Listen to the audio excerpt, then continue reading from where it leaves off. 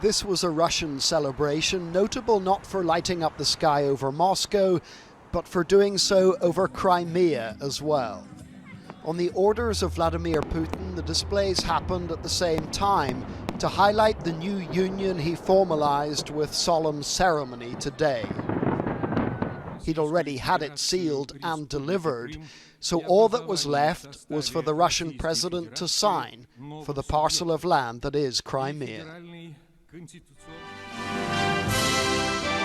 Whether the peninsula belongs in Russian hands or they've stolen it depends on your point of view. In Crimea itself, many Ukrainian soldiers have been sent packing. Russian soldiers, for weeks the enemy at the gate, are now looking out, not in. They've taken over most military bases here, today being the deadline for Ukrainian troops to leave.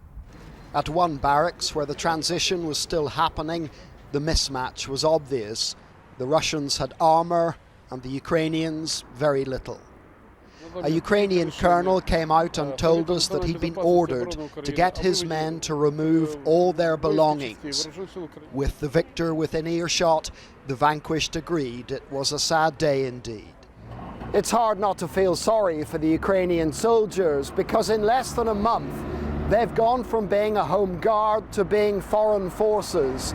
The land they swore an oath to defend has switched sides, and now they've got a choice: to do the same or to leave Crimea.